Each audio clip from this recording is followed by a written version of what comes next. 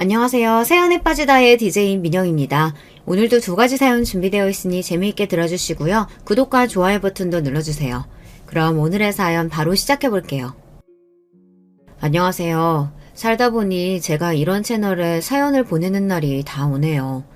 대부분 사연들이 그렇듯 제 사연도 남편 그리고 시댁 식구들에 관련된 기막힌 이야기입니다.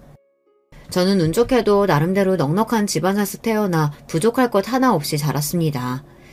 20대 시절에 저는 친구들이 말하길 전형적인 철없는 부잣집 아가씨였습니다. 어렸을 적부터 원하는 것이 있으면 모두 가질 수 있었고 부모님께서는 외동딸인 저를 정말 예뻐해 주셨어요. 주변의 모든 어른들이 저를 예뻐라 예뻐라 하시며 호통 한번 치시지 않고 오냐오냐 키웠으니 공주님이 따로 없었죠. 세상이 마냥 아름답게만 보였습니다.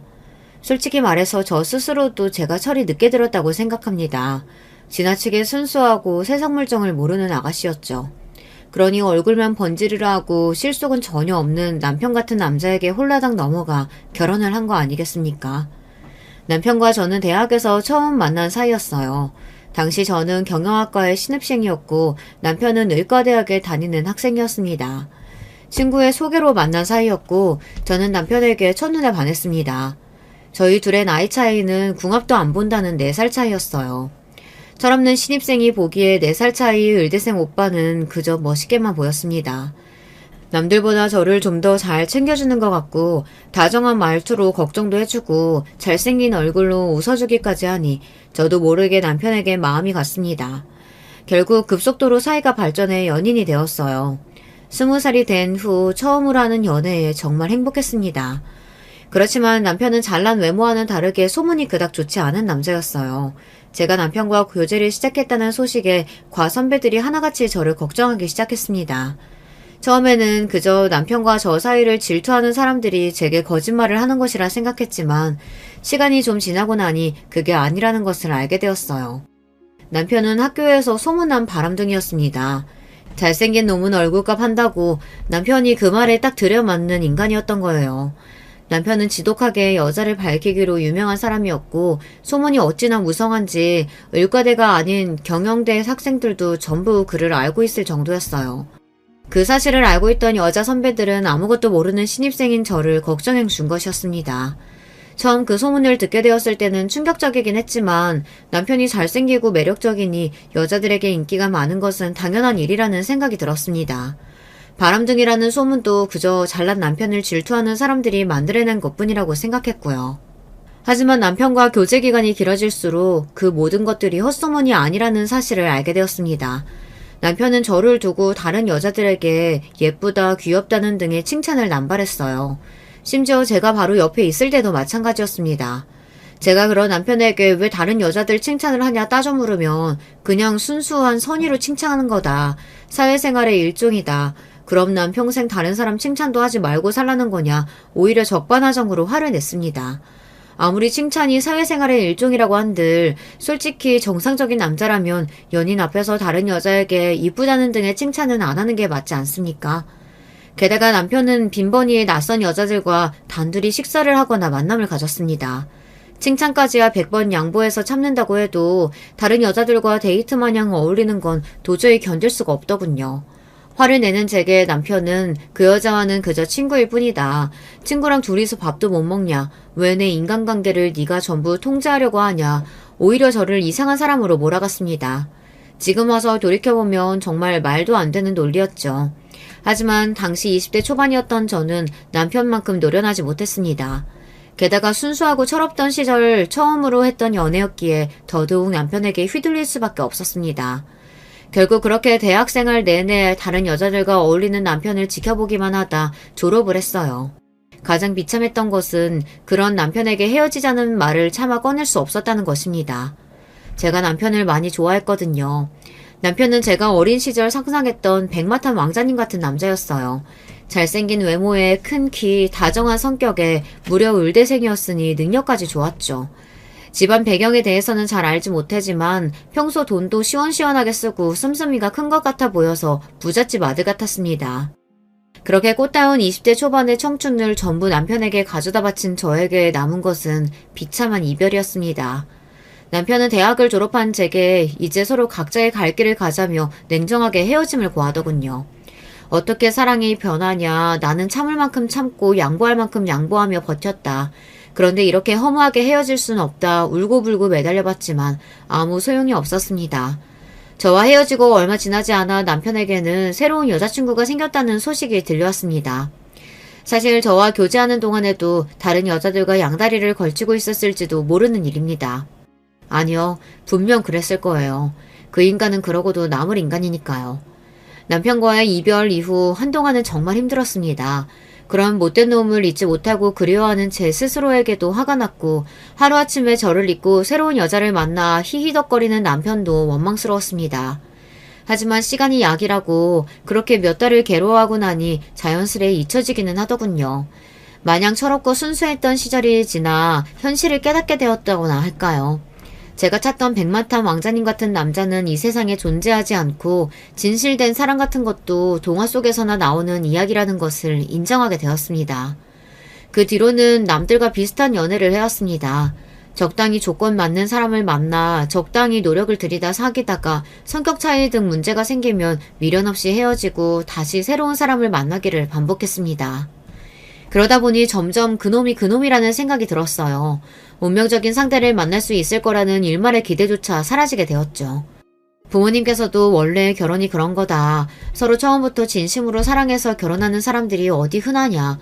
조건 맞춰 만났다가 같이 살다 보면 정들고 그런 거라며 본인들도 선봐서 만난 사이인데 행복하게 살지 않느냐 말씀하셨습니다. 결혼 정년기가 되자 어머님께서는 주변에서 선자리를 하나 둘 알아오시기 시작했어요. 아버지께서 사업을 하셨기에 집안이 넉넉한 편이었고 저 또한 나름대로 명문대를 졸업해 번듯한 직장에 다니고 있어 조건은 꽤 좋은 편이었어요. 자랑은 아니지만 젊은 시절에는 외모 또한 어디 가서 뒤처지지 않을 정도였습니다. 어머니께서는 사윗감으로 전문직 남성을 원하셨습니다. 의사, 변호사, 검사, 판사, 그 중에서도 가장 원하는 직업은 의사였습니다. 어머니께서 유독 의사 사이에 집착하시는 이유가 있었어요. 저희 친가, 그러니까 아버지 집안은 대대로 의사 집안이었습니다. 증조할아버지, 친할아버지 모두 의사셨고 아버지 위로 한 명 있는 형인 큰아버지께서도 의사셨습니다. 큰아버지의 아들도 의사셨고 친조부모님께서는 아버지께서도 의사가 되길 바라셨어요. 하지만 아버지께서는 어렸을 적부터 의학보다는 사람을 상대하는 일을 좋아하셨고 친조부모님의 반대를 무릅쓰고 사업을 시작해 결국 큰 성공을 거두셨습니다. 물론 사업가로서는 성공했지만 친가에서 아버지는 완전히 찬밥 취급이었습니다. 유서 깊은 의사 집안에서 의사가 아니라 장사치가 나왔다며 무시당하기 일쑤였어요. 그런 가족들의 태도에 어머니께서는 외동딸이었던 저를 꼭 의사로 키우고 싶어 하셨습니다. 하지만 앞서 말씀드렸던 대로 저는 의대가 아닌 경영대에 진학하였고 아버지를 따라 사업과 관련된 공부를 했습니다. 그런 상황에서 어머니께서는 자연스레 사위라도 의사를 데려야 한다는 생각을 하셨던 것 같아요. 그렇지 않고서야 평생 동안을 친조부모님께 의사 타령을 들으며 지낼 것이 뻔했으니까요. 수많은 의사들과 소개팅을 했지만 조건에 딱 맞는 사람을 찾기는 쉽지 않았습니다. 처음으로 만났던 의사는 40대 후반의 남자였는데 몹시 뚱뚱한 체구에 식탐이 많은 사람이었어요. 첫 만남 자리에서부터 메뉴를 서너 개 시키고는 저한테 권하지도 않은 채 그것들을 다 먹어치우는 모습을 보고 바로 이건 아니다 싶었습니다. 두 번째로 만났던 의사는 심각한 허풍쟁이였고 세 번째로 만났던 의사는 알고 보니 숨겨놓은 아이가 있었습니다. 정말 세상에는 상상을 초월하는 상식을 벗어난 이상한 사람들이 많더군요. 그렇게 계속되는 소개팅에 지쳐갈 무렵 자포자기의 심정으로 나간 선자리에서 저는 남편과 재회하게 되었습니다. 이름을 듣고는 설마 했는데 정말 남편이 소개팅 장소에 나와 있었던 것이었어요. 전혀 생각지도 못했던 만남이라 몹시 당황스러운 기분이었습니다. 남편 쪽에서는 상대가 저라는 것을 이미 알고 나왔다고 했습니다. 솔직히 말하자면 그리 반가운 기분은 아니었어요. 물론 좋은 추억도 많았지만 어찌되었던 끝은 비참한 이별이었으니까요. 떨떠름한 저와는 다르게 남편은 자리가 몹시 즐거워 보였습니다. 이렇게 다시 만날 줄은 몰랐다며 이름을 듣자마자 너인 줄 알았다. 너는 시간이 지났어도 하나도 안 변하고 여전히 예쁘다. 천연덕스럽게 이야기를 이어가는데 참 기가 차더군요. 설마 하니 나랑 정말 결혼할 생각으로 나온 건 아닐 테고 왜 나인 걸 알면서도 선자리에 나왔냐 물으니 남편이 어깨를 으쓱하며 말했습니다. 본인은 저하고 결혼할 생각이 있다면서요. 그 말을 들으니 너무나 어이가 없었어요. 그럼 그때 헤어지지 말고 계속 만나지 그랬냐. 냉혈한 사람처럼 그렇게 버리고 갈 때는 언제고 이제 와서 무슨 결혼 타령이냐 언성을 높였습니다. 남편은 그런 제게 진정하라며 사람 일은 언제 어떻게 될지 모르는 거다. 지금하고 그때하고 상황이 같냐. 우리는 지금 서로의 필요에 의해 만난 것이 아니냐 말하더군요. 냉정하게 생각해보면 남편의 말이 맞았습니다.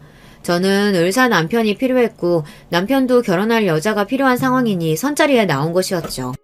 저도 나름대로 나쁘지 않은 조건을 가지고 있었지만 계속해서 의사 사위를 고집하려니 선자리에는 점점 이상한 사람들이 나오고 있었습니다. 어딘가 하나씩 하자가 있는 사람들이었어요.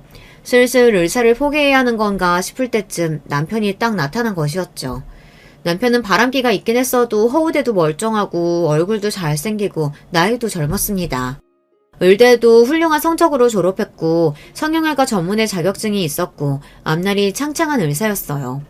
남편이 원하는 결혼 조건은 바로 강남에 본인의 병원을 개업해 주는 것이었어요. 그거 하나만 해결된다면 어떤 조건의 여자든 아무 상관이 없다고 하더군요. 솔직히 강남에 병원을 개업해주는 것은 아무리 저희 집안이 넉넉한 편이라고 하더라도 부담이 되는 일이었어요. 다른 것도 아니고 강남이면 다른 것보다 돈이 배로 들 테니까요.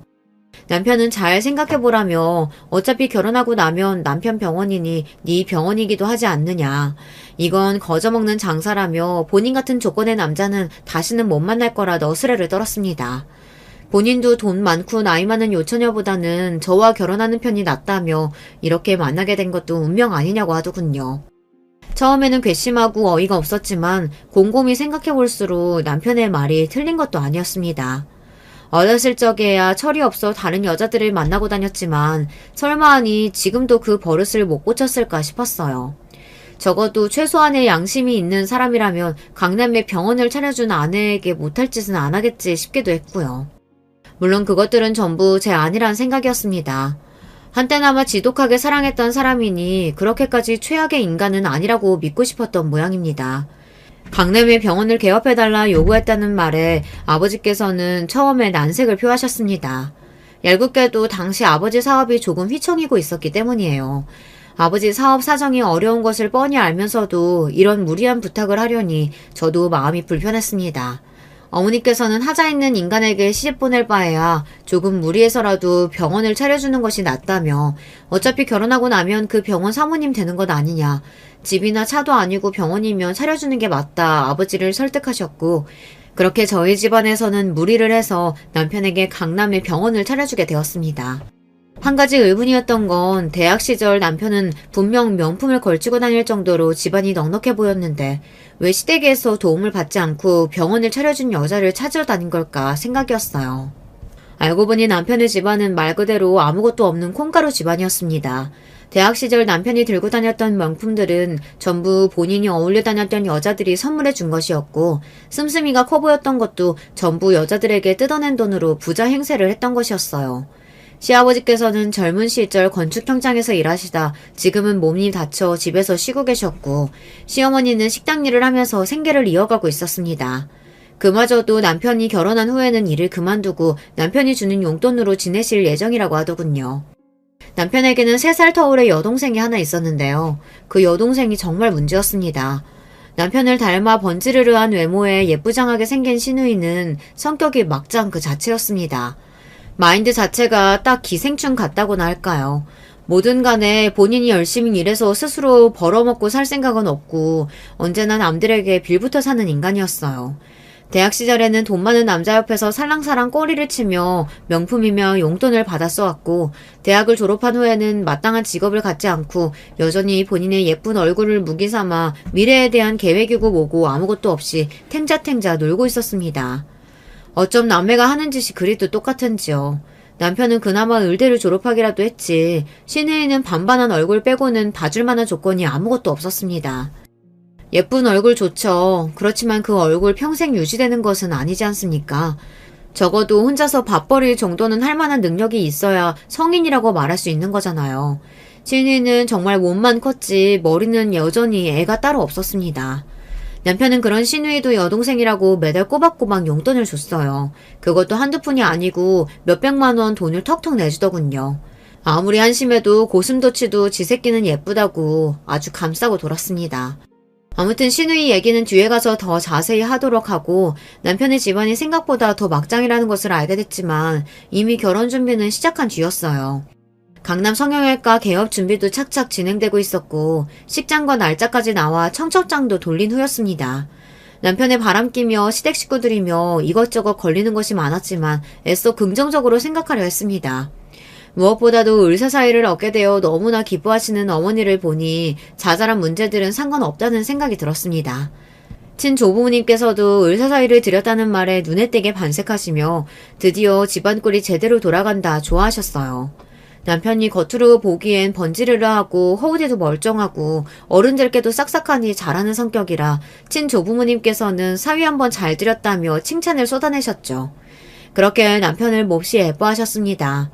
그런 모습을 보니 결혼 후 생길 자잘한 문제들은 제가 알아서 잘하면 된다는 생각이 들었습니다.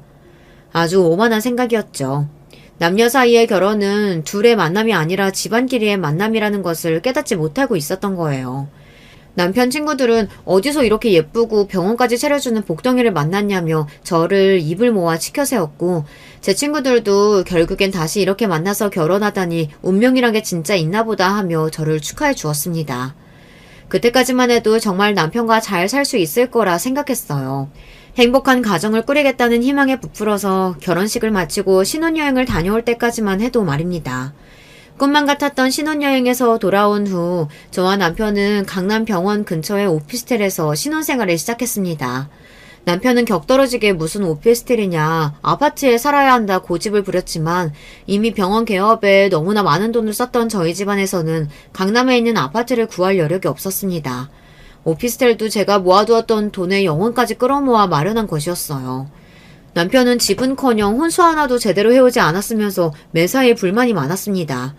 남들한테는 엄청난 부잣집 딸과 결혼했다고 떵떵거리며 자랑이란 자랑은 다 해놓았는데 오피스텔에 산다는 것을 들키면 얼마나 망신이겠냐며 적반하장으로 제 탓을 하더군요.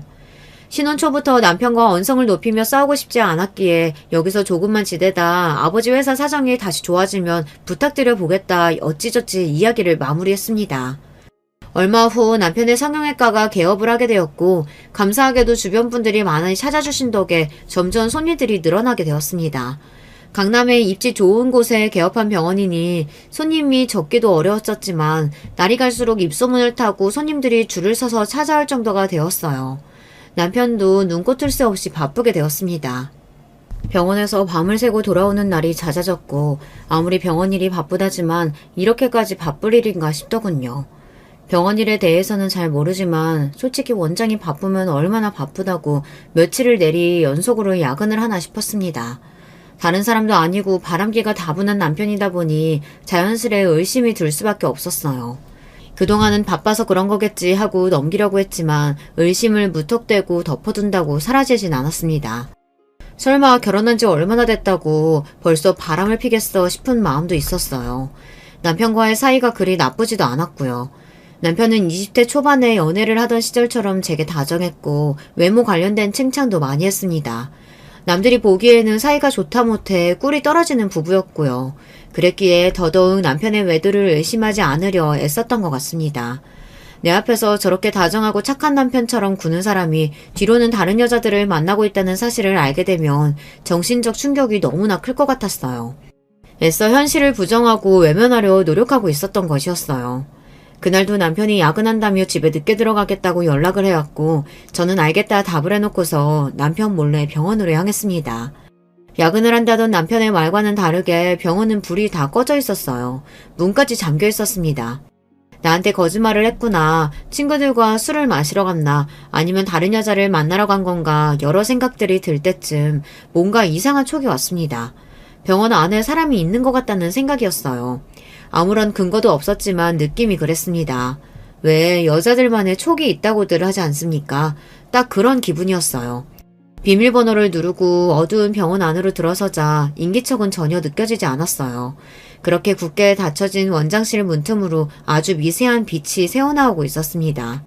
그 순간 여러 가지 생각이 들었습니다.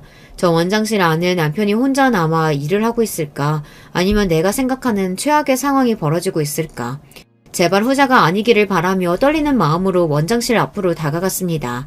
문을 열어보지 않아도 알 수 있었어요. 원장실 안에서는 여자 목소리가 새어나오고 있었습니다. 그것도 평범한 목소리가 아니었어요. 다시 생각해봐도 피가 거꾸로 솟는 기분입니다. 여자의 간드러진 신음소리와 책상이 부딪히는 소리가 들려왔고 그 자리에 발이 딱 박혀버린 듯 몸이 움직이지 않았습니다. 문을 열어 제끼고 시원하게 쌍욕을 쏟아부을까, 여자의 머리채를 잡고 미친 사람처럼 난동을 피울까, 남편의 뺨을 갈겨버릴까 한참을 고민했습니다. 그렇지만 그 어느 것도 실행할 용기가 나지 않았어요. 제가 남편의 외도 사실을 알게 된다면 남편이 오히려 적반하장으로 나올 것 같다는 생각이 들었습니다. 지금은 그나마 사이좋은 부부의 허울을 유지하고 있지만 제게 외도를 들킨 후로는 대놓고 여자를 만나고 다니지 않을까 하는 생각이었습니다. 제가 아는 남편은 그러고도 남을 인간이었어요.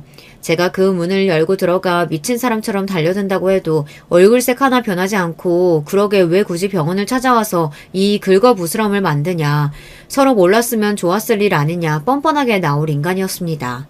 그 생각을 하니 도저히 원장실 문을 열 수가 없었습니다. 그 미개한 모습을 제 두 눈으로 볼 자신도 없었고요. 한참을 그 문 앞에 서 있다 다시 몸을 돌려 조용히 병원을 빠져나왔습니다. 그 일이 있은 뒤로 남편을 전처럼 대하기가 어려웠어요. 저도 모르게 까칠하게 대하게 되고 매사에 의심부터 하게 되었습니다. 남편도 미묘하게 변한 저의 태도를 눈치챈 것 같았습니다. 혹시 무슨 불만 있냐, 아니면 나한테 바라는 거라도 있냐 물어오는 남편에게 그런 거 없다, 그냥 피곤해서 그렇다 둘러대면서도 마음이 무거웠습니다. 앞으로 평생을 함께 살아야 할 사람인데 이렇게 무턱대고 감정을 묻어두는 것이 맞나 싶었어요.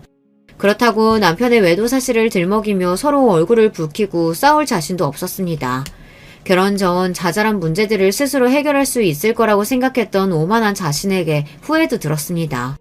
사람은 쉽게 변하지 않는다고 20대 초반에 그렇게 고생을 하며 연애를 했으면서 무슨 자신감으로 이 남자와 아무 문제 없이 행복하게 살 수 있다고 생각했던 걸까 싶었습니다. 매일같이 저를 괴롭히는 생각은 도대체 그 여자가 누구였을까 하는 의심이었어요. 남편의 주변에는 여자들이 참 많았습니다. 당장 병원만 해도 예쁘고 젊은 간호사들이 수두룩했어요. 대학 동기 여의사들도 있었습니다. 병원을 찾는 손님일 수도 있었고 제가 모르는 또 다른 곳에서 만난 여자일 수도 있었습니다. 의심이 의심의 꼬리를 물고 계속해서 이어지다 보니 별별 이상한 상상까지도 다 들었고 너무나 고통스러웠어요. 남편이 간호사와 이야기하는 모습만 봐도 그때 그 여자가 저 간호사는 아닐까, 저 불려시 같은 년이 내 남편을 꼬신 건 아닐까 하는 비이성적인 생각까지 들었습니다. 제 이런 의심을 눈치채기라도 한 건지 남편은 한동안 야근도 하지 않고 집에 제 시간에 꼬박꼬박 잘 들어왔어요. 다른 여자를 만나는 것 같은 정황도 보이지 않았고요. 시간이 좀 흐르자 제가 의부증에 걸려 그때 헛것이라도 들은 게 아닌가 싶을 정도였어요. 남편은 너무나 가정적이고 다정한 남편이었고 병원 간호사들도 모두 입을 모아 저런 완벽한 남편이 어디 있냐며 잘생기고 아내만 바라보고 능력까지 좋은 남편이라니 사모님은 너무 좋으시겠다 남편을 치켜 세웠습니다. 남편이 별다른 의심이 갈 만한 행동을 하질 않으니 점점 마음이 안정되어 갔습니다. 나중에는 그날 밤의 일이 헛것이 아니라 사실이었다 하더라도 하룻밤의 불장난 정도는 눈 감고 넘어가 줄 수 있다는 생각까지 들 정도였어요. 그만큼 남편은 가정에 충실했고 저희 가족들에게도 잘했습니다. 처음에는 강남의 병원을 개업해달라는 요구에 남편을 속물처럼 생각하셨던 아버지께서도 어른들께 싹싹하니 잘 대하는 남편을 보며 생각보다는 괜찮은 놈인 것 같다고 넌지시 칭찬을 건네시기도 했어요. 상황이 그렇게 흘러가니 지금처럼만 가정에 충실하고 다정한 남편 역할을 잘한다면 남편이 저를 속이고 뒤로 여자 하나 둘 만나고 다니는 것 정도야 참고 살 수 있다는 생각이 들었습니다. 지금 생각해보면 참 말도 안 되는 생각인데 그때는 왜 그런 생각을 했는지 모르겠습니다. 어떻게 해서든 남편과의 관계를 안정적으로 유지해야 한다는 강박이 있었을지도 모르겠습니다. 강남의 병원까지 개업해가며 성사시킨 결혼인데 절대 파토낼 수 없다는 부담감이 있었던 것 같아요. 이혼하게 된다면 부모님께도 못할 짓이라는 생각이 들더군요. 저 하나만 참고 넘어가면 모두가 행복할 수 있다고 생각했던 것 같습니다. 그러나 저희 결혼 생활에 닥친 시련은 남편의 바람기뿐만이 아니었습니다. 앞서 말씀드렸듯 시댁 식구들은 전부 타고난 거머리 체질이었어요. 잘 키운 아들 하나에 빌부터 3명이 어떻게든 먹고 살려고 아등바등 애를 쓰는 사람들이었어요. 병원 개업과 동시에 시어머니께서는 식당 일을 그만두시고 남편에게 매달 500만 원씩 용돈을 요구하셨습니다. 사정이 어려우신 시부모님을 도와드리는 것이야 그리 부담스러운 일은 아니었지만 액수가 문제였습니다. 500만 원이 어디 땅 파서 나오는 돈인가요? 물론 남편의 병원 수입이 그의 몇 배가 되긴 했지만 그렇다고 그 돈을 남편 맘대로 쓸 권리가 있는 건 아니지 않습니까? 게다가 시부모님뿐만 아니라 사지 멀쩡한 시누이까지 달에 몇백씩은 기본으로 퍼주니 머리가 아플 지경이었어요. 그 문제로 남편과 여러 번 말다툼을 했지만 남편은 요지부동이었습니다. 몸이 아프신 시부모님께 달에 500만 원도 못 드리냐. 내가 한 달에 버는 돈이 얼만데 겨우 그거 가지고 쪼잔하게 그런 식으로 구냐. 그리고 여동생은 곧 있으면 본인이 알아서 잘 벌어먹어 살 거다. 취업 준비하는데 보태라고 조금씩 용돈 주는 것이 그렇게 거슬리냐. 당신은 동생이 없어서 모르는 거다. 어쩜 그렇게 뻔뻔하게 사람을 쫌생이처럼 몰아가던지요. 게다가 시누이는 남편에게 용돈을 허구한 받아다 쓰는 것도 모자라서 병원에 찾아와 무료로 시술을 받기까지 했습니다. 어쩌다 한두 번 오는 거라면 몰라도 매일매일 지치지도 않는지 필러며 주사며 눈 돌아가게 비싼 시술들을 돈이 맡겨놓기라도 한 듯이 요구했습니다. 얌전히 와서 얌전히 시술을 받고 가는 것도 아니었어요. 시누이가 병원에 오는 날이면 꼭 사고가 터졌습니다. 시누이 성격이 워낙 알가닥에 아나무인 뻔뻔 그 자체라 조금이라도 자기 마음에 안 드는 일이 생기면 앞뒤 안 가리고 따지고 들고도 했습니다. 간호사가 주사를 아프게 놨다든지 간호사들끼리 자기 뒷담화를 했다든지 말도 안 되는 트집을 잡으며 화를 내고 병원 분위기를 망쳐놓기 일쑤였어요. 참다 못한 제가 이런 식으로 행패 부릴 거면 다시는 오지 말라 쓴소리를 했지만 신우이는 제 말을 귀뚱으로 들었습니다. 본인 오빠 병원에 오는데 언니가 뭐라고 이래라 저래라 하냐면서요. 남편이 워낙에 신우이를 싸고 돌았으니 그런 방자한 태도도 이해가 갔습니다. 저도 어렸을 적에 부모님께서 하도 오냐오냐 키우신 탓에 20대까지만 해도 완전히 공주님 같은 성격이었으니까요. 그래도 저는 남편과 연애하고 사회생활을 겪으며 어느 정도 철이 들었는데 시내에는 여전히 온실속 화초 그 자체였습니다. 그것도 성격이 무지 더러운 화초였어요. 도저히 상식적인 대화가 통하지 않는 상대였고 몇 번 말다툼을 하고 난 뒤로는 똥이 무서워서 피하나 더러워서 피하지 하는 생각으로 멀리하게 되었습니다. 매달 500만 원씩 받는 용돈으로는 부족하셨는지 시어머니께서는 틈만 나면 제게 전화를 해 이거 해달라 저거 해달라 요구를 하셨습니다. 다른 집 며느리들은 패키지로 크루즈 여행을 보내준다더라. 누구 집 엄마는 생일 선물로 명품백을 받았다더라 하면서 어찌나 부담을 주시던지요. 참다 못해 제가 이런 전화는 당신이 알아서 해결하라 남편에게 한마디 하자 남편은 어머니가 평생 이런 것들을 제대로 누려보신 적이 없어서 요즘 좀 신이 나신 거다. 겨우 전화 몇 번 했다고 그게 그렇게 불만이냐 바로 제 탓을 했습니다. 평소 같았으면 지고 넘어갔겠지만 그때는 도저히 참을 수가 없었어요. 당신 가족들한테 매달 생돈을 몇백만 원씩 보내주는 것도 아까운데 명품백에 크루즈 여행까지 갖다 바쳐야 하냐 언성을 높이자 남편은 우리 가족들이 남도 아니고 어떻게 말을 그따위로 할 수 있냐며 화를 내더군요. 결국 그 싸움 이후로 남편과의 사이가 눈에 띄게 서먹해졌고 한동안 가정에 충실하던 남편은 다시 바깥으로 돌기 시작했습니다. 그러던 어느 날 남편은 갑자기 제게 20억짜리 아파트를 사겠다며 일방적인 통보를 해왔습니다. 너무나 갑작스러운 이야기에 그게 무슨 말이냐 묻자 그동안 이 좁아터진 오피스텔에서 사느라 너무 힘들었으니 이사를 가야겠다는 겁니다. 돈이 어디 있어서 20억짜리 아파트를 사냐 되묻자 남편은 병원을 담보로 대출을 받겠다고 했습니다. 저는 그런 남편에게 말이 되는 소리래라. 막말로 병원은 지금 장사가 잘 되지만 언제 망할지 모르는 일이다. 만약 의료사고라도 터져서 병원이 문을 닫게 되면 그 빚은 다 어떻게 갚으려고 그러냐. 남편을 뜯어말렸지만 남편은 고집불통이었습니다. 무조건 20억짜리 아파트에서 살아야만 병원장 체면이 선다며 아파트로 이사간 후 지금까지 밀었던 집들이도 다 치워버리겠다며 큰 소리를 떵떵 치더군요. 결국 저희는 병원을 담보로 20억 대출을 받게 되었어요. 그 과정에서 병원 명의를 남편 앞으로 옮기게 되었습니다. 여러모로 걸리는 것이 많았지만 남편이 한 번 한다 하면 무조건 해야만 직성이 풀리는 성격이라 어쩔 수가 없었습니다. 그렇게 저와 남편은 오피스텔을 처분하고 아파트로 이사가게 되었어요. 확실히 고가의 아파트다 보니 평수도 오피스텔과는 비교할 수 없을 정도로 넓고 인테리어도 고급지게 잘 되어 있더라고요. 남편은 아파트에 몹시 만족하며 이제야 본인과 딱 맞는 고급스러운 집에서 살게 되었다며 좋아했습니다. 넓은 집에서 살게 된 것 자체는 저 또한 좋았지만 앞날이 조금 막막하긴 했어요. 남편이 병원 실장과 내연관계라는 것을 알게 된 건 이사를 막 마쳤을 쯤이었습니다. 회사를 마치고 남편과 함께 집에 돌아가기 위해 오랜만에 병원에 들렸는데 간호사 한 명이 종이박스에 짐을 싸고 있더라고요.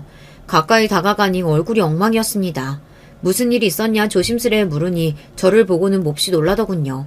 괜찮으니 편하게 말해봐라 타이르자 간호사는 잠시 망설이다가 입을 열었습니다.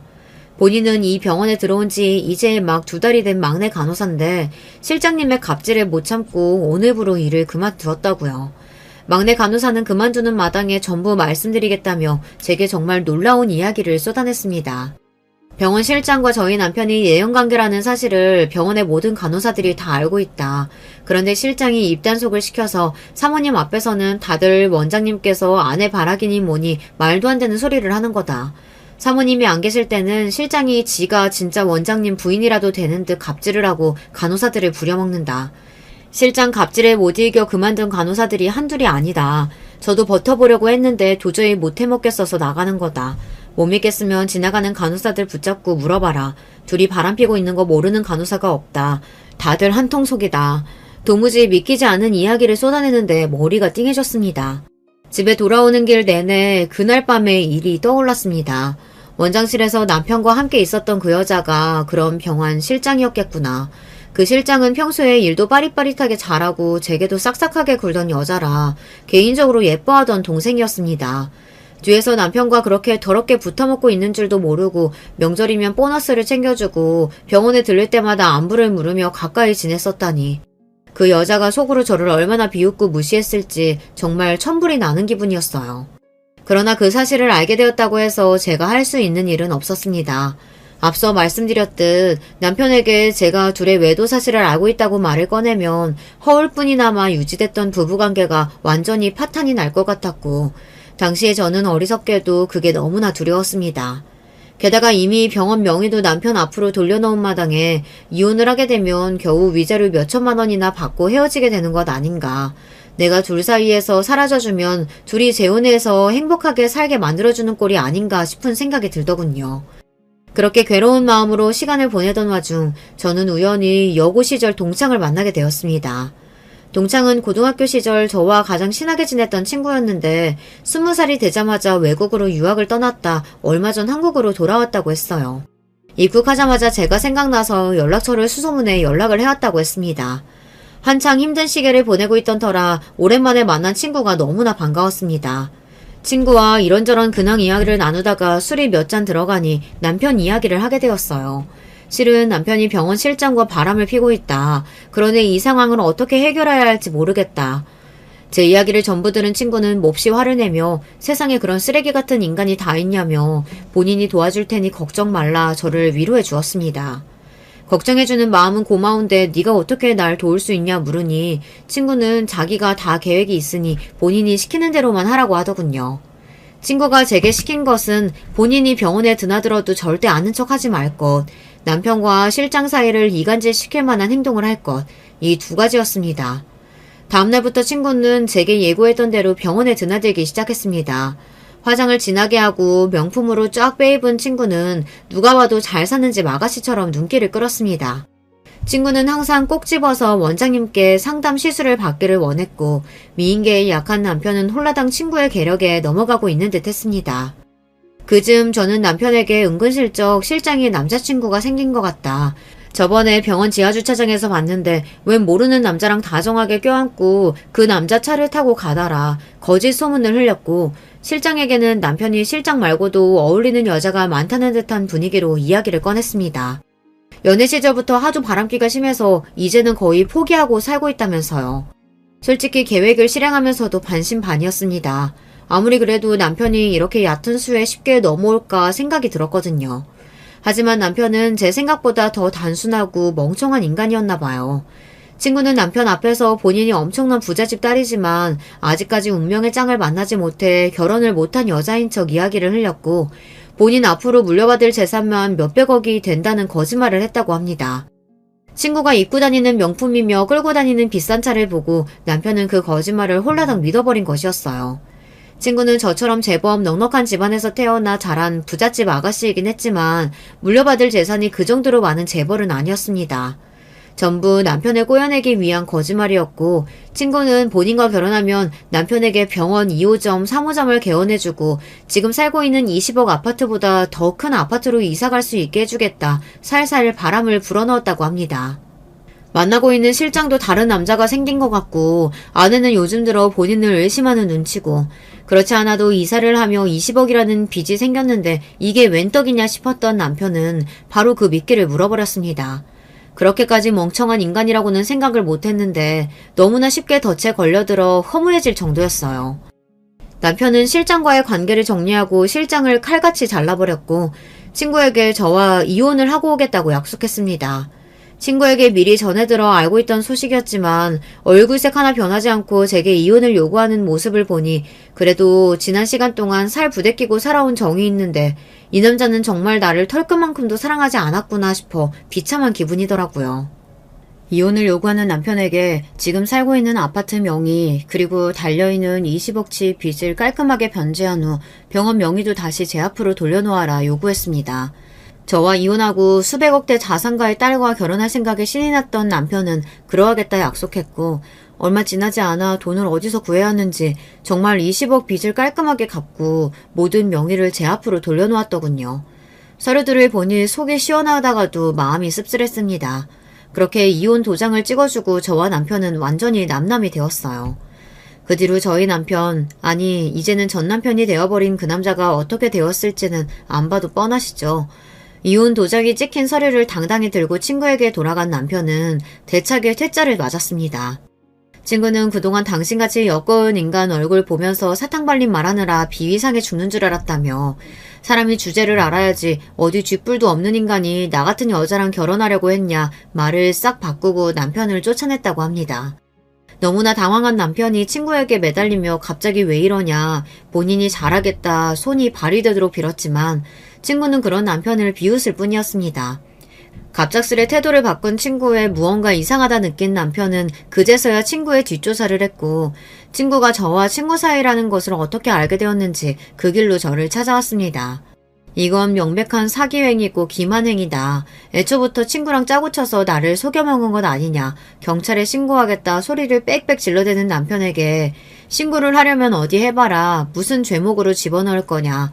남녀가 연애를 하다 마음이 안 맞으면 헤어질 수도 있는 것 아니냐. 내 친구가 너한테 이혼하라고 칼을 들이밀고 협박을 했냐. 아니면 너한테 재산을 다 주겠다고 서약서를 쓰기로 했냐. 친구 말 듣고 홀라당 이혼해버린 건 너 스스로 아니냐. 어디서 남의 탓을 하며 언성을 드높이냐. 저도 지지 않고 악을 썼습니다. 알고 보니 남편이 병원 앞에 달린 20억치 빚을 다 갚을 수 있었던 이유는 시부모님의 도움 덕분이었어요.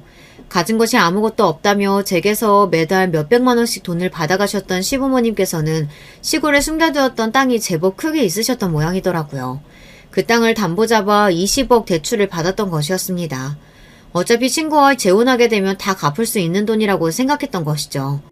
그러나 친구에게 대차게 까여버린 지금 그 돈을 갚을 수 있는 방법은 사라졌고 남편 앞으로는 병원이고 아파트고 아무런 명의가 남아있지 않았습니다.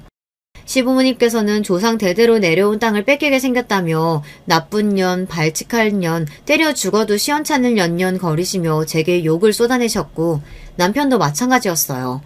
이젠 그런 모습을 봐도 아무런 화조차 나지 않았습니다. 그저 불쌍하고 역겨운 인간들이라고 생각이 들 뿐이었죠. 그뿐만 아니라 시누이도 본인 명의로 대출을 받았던 모양이었어요. 그것도 제2금융권에서요. 마땅한 직업도 없는 여자가 어디서 돈을 빌렸나 했더니 사채를 끌어다 쓴 것 같더라고요.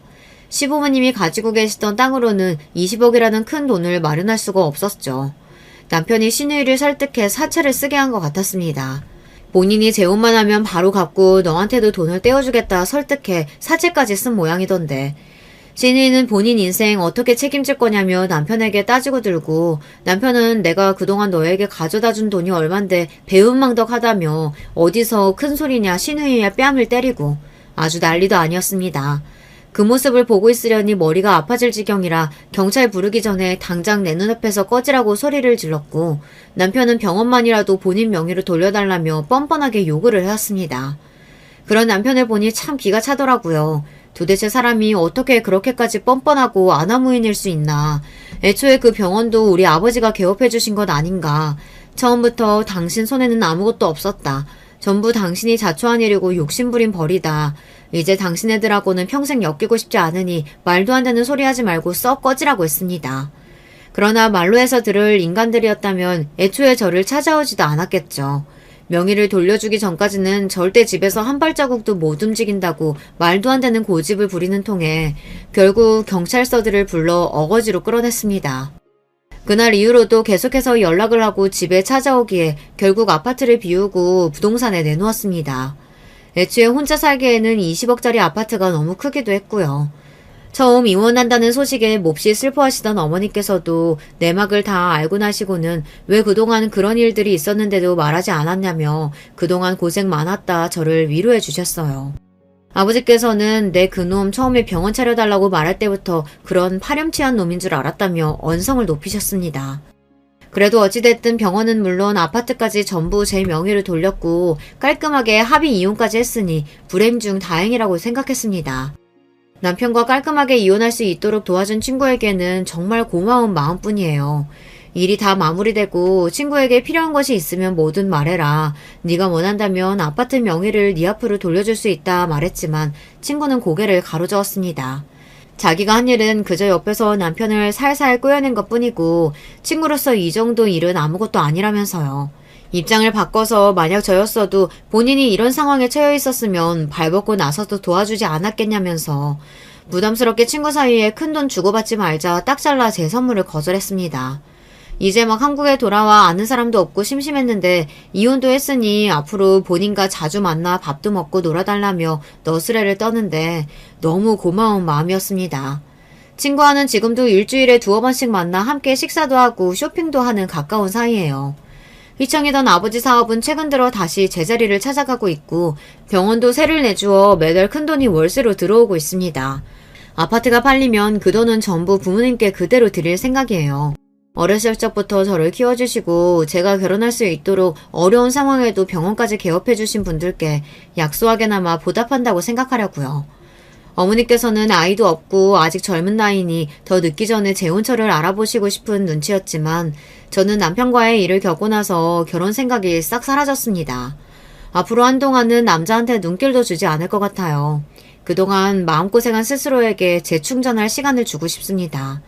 그리고 아무리 생각해도 전 남자 보는 눈이 너무 없는 것 같아요. 그런 쓰레기 같은 인간에게 2번이나 반해 제 무덤을 스스로 팠으니 말입니다. 좀 더 나이가 들고 연륜이 생기면 괜찮은 남자를 알아볼 수 있게 될지도 모르는 일이지만 일단은 남자보다 제 일에 집중하려고 합니다. 대학 동기들을 통해 건너 들려오는 소문으로는 전 남편은 서울 구석에서 페이닥터로 일하고 있다고 하더라고요. 그마저도 일하는 족족 빚 갚는 데 써야 할 테니 온 가족이 옹기종기 모여 어디 반지 앞방에서나 살고 있을지 모르겠습니다. 이제는 신경 쓸 필요도 없고 궁금하지도 않은 이야기입니다. 빚쟁이들에게 쫓겨가며 불쌍하게 살고 있든 끼니도 제대로 해결하지 못하고 거지들처럼 길거리에 나앉아있든 전부 자업자득이라고 생각합니다. 애초에 남편이 바람도 피지 않고 쓸데없는 욕심만 부리지 않았다면 평생 시댁 식구들 모두 남편에게 빨대 꽂고 잘 살 수 있었을 텐데요. 남편이 멍청한 데다 욕심만 많았던 덕에 제가 이렇게 시원하게 복수에 성공했으니 나름대로 고마운 일일지도 모르겠네요. 어찌되었던 제 이야기는 여기서 마무리하겠습니다. 들어주신 모든 분들께 감사드리고 모두 좋은 하루 되시길 바랄게요.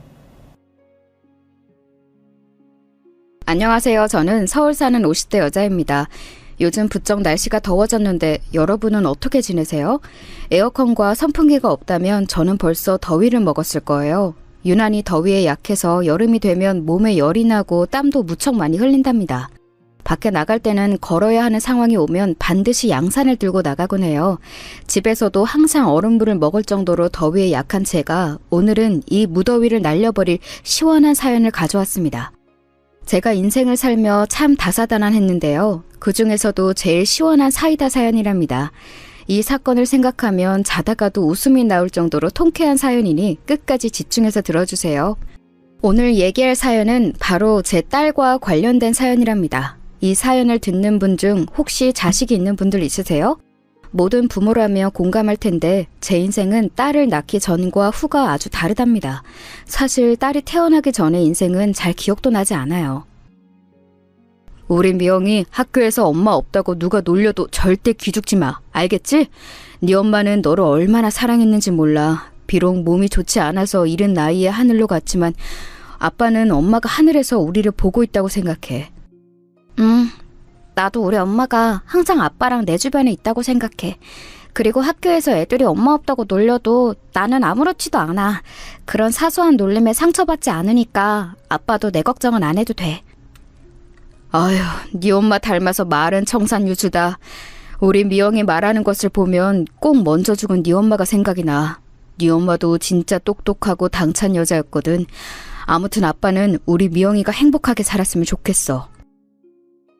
저는 엄마가 없이 자라서 제 소원은 내 자식에게 사랑을 많이 주는 엄마가 되는 거였습니다.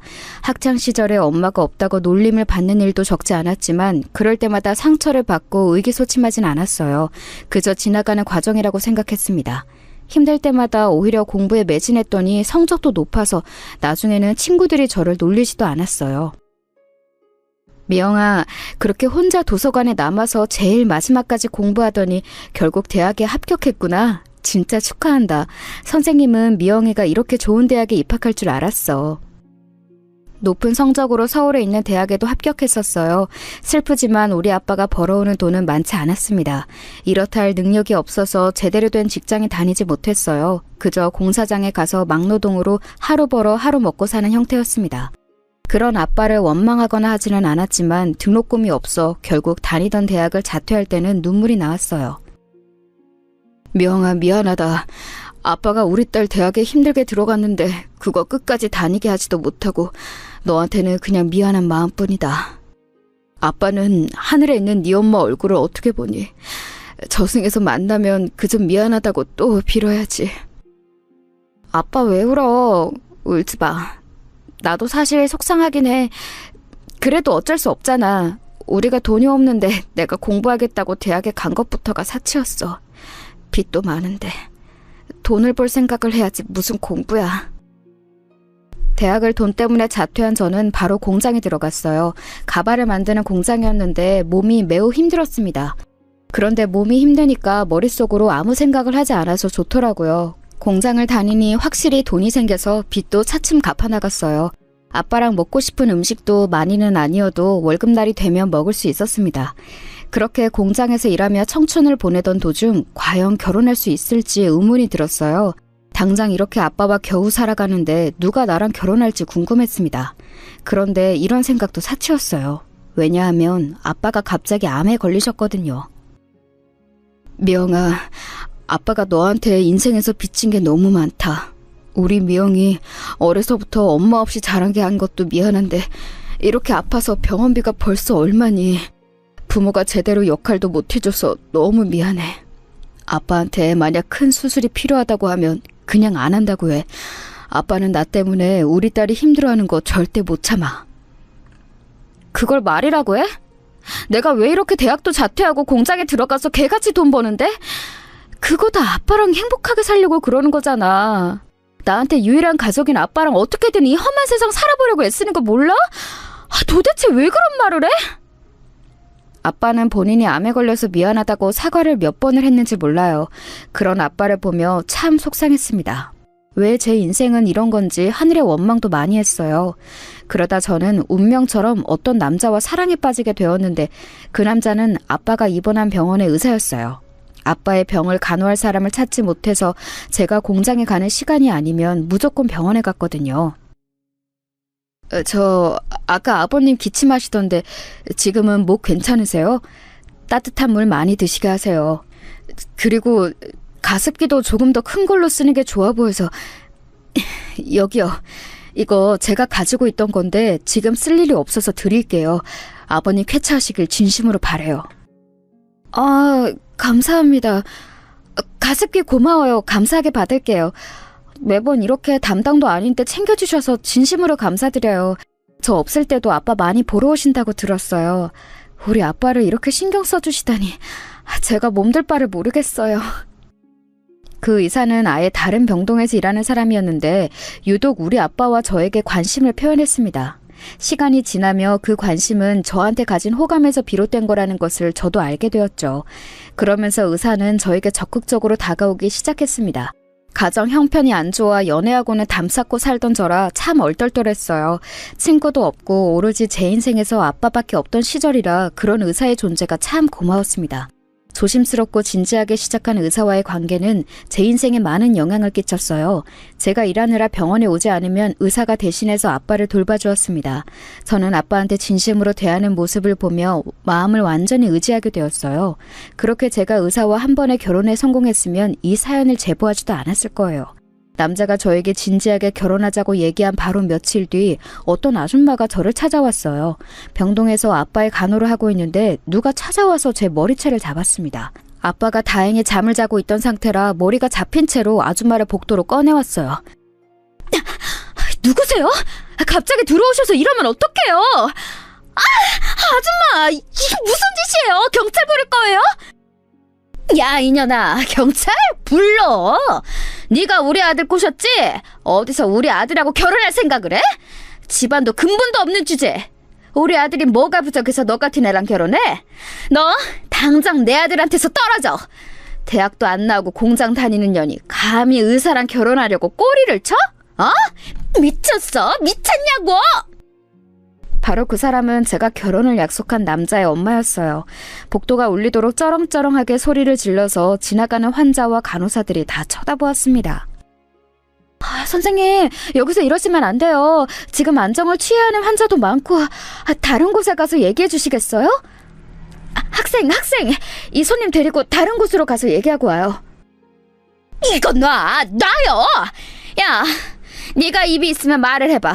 양심이 어디 간 거야? 감히 고졸 주제 의사랑 결혼하려고 해? 애초에 그런 목적으로 의사 하나 잡아서 인생 피려고 했지? 꿈도 꾸지 마. 내 눈에 흙이 들어가도 나는 내 아들하고 너 같은 년 결혼 못 시켜. 알겠어? 슬프게도 너무 어렸던 저는 아줌마의 욕설에 아무 대응하지 못했어요. 그리고 아줌마가 하는 말에 반박을 심하게 할 수도 없었죠. 누가 봐도 의사와 고졸 출신 공장에서 일하는 사람은 맞지 않잖아요. 그래서 그저 눈물을 흘리고 있었는데 그때 남자가 호출을 받고 사건이 발생한 곳으로 달려왔습니다. 어머니, 여기서 뭐 하시는 거예요? 미영씨, 죄송해요. 제가 며칠 전에 결혼 얘기를 슬며시 꺼냈는데 우리 부모님이 아직 옛날 분들이라. 엄마, 제가 잘 설명한다고 했잖아요. 설명? 다 필요 없어. 나는 죽어도 저 여자랑 결혼 못 시키니까 그렇게 알아. 다 죽어가는 환자를 장인어른으로 모시고 싶니? 네가 하도 착하고 순진해서 뭘 모르나 본데. 저 여자가 애초에 다 우리 재산을 노리고 접근한 거라고. 저는 제가 만나던 그 의사가 얼마나 잘난 집안인지 몰랐어요. 그저 저를 위로해주고 하도 우리 아버지를 잘 챙겨줘서 만났던 거였거든요. 그렇게 한바탕 소동이 지나가고 저는 결혼 생각을 접게 되었습니다. 미영씨, 내가 대신 미안해요. 우리 엄마가 이렇게 병원에 찾아와서 난리칠 줄은 전혀 몰랐어요. 그러니까 결혼하지 말자는 그 말 취소하면 안 될까요? 저는 미영씨를 보자마자 첫눈에 반했어요. 제 인생에서 미영씨 같은 사람을 다시 만날 수는 없을 것 같아요. 미영씨를 놓치면 계속 후회할 것 같아요. 저도 진영씨가 좋아요. 그런데 결혼이라는 건 우리가 서로 사랑한다고 사랑만으로 할 수 있는 건 아니잖아요. 그러니까 우리는 여기까지가 맞는 것 같아요. 저도 결혼보다는 지금 아버지 회복에 집중하고 싶어요. 검사 결과를 들으니 아빠도 얼마 남지 않았다고 하더라고요. 실제로 아빠는 그때 암 말기여서 건강이 위독한 상태였어요. 그래서 저는 결혼해서 빨리 아기를 가지고 아빠에게 온전한 가정을 이뤘다는 것을 자랑스럽게 보여주고 싶었거든요. 그런데 이렇게 병원까지 찾아와서 말릴 정도면 결혼 자체가 힘들겠다는 생각이 들었습니다. 진영 씨, 미안해요. 우리 그냥 여기까지만 하고 정리해요. 저는 지금 머릿속에 아빠 걱정으로 가득 찬 상태고 진영 씨 어머님하고 대치하고 싶지 않아요. 다른 불필요한 생각을 하고 싶지 않아요. 미안해요. 그동안 진짜 고마웠어요. 이 은혜는 고맙게 생각해요. 미영 씨, 저는 미영 씨 절대 포기 못해요. 미영 씨가 괜찮아질 때까지 그저 기다릴게요. 우리 부모님의 반대도 제가 어떻게든 해결할게요. 그러니까 안 좋은 생각은 하지 말아요. 지금은 상황을 지켜보도록 해요. 저는 남자에게 그만 만나자고 이별을 고했고 아빠 간호에 집중했어요. 그 뒤로 남자의 엄마도 저를 찾아오지 않았습니다. 그렇게 아빠에게 집중한 지 1년 뒤에 아빠는 그만 엄마 곁으로 떠났습니다. 그때 제 나이가 24살이었는데 지금 생각하면 저 나이에 어떻게 버텼는지 모르겠어요. 한순간에 부모를 다 잃은 저는 너무 속상했고 세상이 원망스러웠습니다. 또한 의지할 곳이 너무 필요했어요. 사실 헤어지자고 했지만 의사는 계속해서 제 곁을 지켜주었습니다. 심지어 아빠가 돌아가시는 그 순간에도 제 옆에 있었어요. 결혼할 때도 계속 끼니를 챙겨주고 아빠에게 필요한 것들을 많이 챙겨주었죠. 헤어졌지만 헤어진 상태로 아무도 보지 않았을 정도였어요. 미영 씨, 아버지 돌아가신 거 안타깝게 생각해요. 그동안 너무 고생 많았어요. 미영 씨는 할 만큼 하셨어요. 하늘에서 아버님도 따님 뿌듯하게 생각하실 거예요. 그러니까 너무 상심하지 말고 미영 씨는 미영 씨의 인생을 살도록 해요. 진영 씨 고마워요.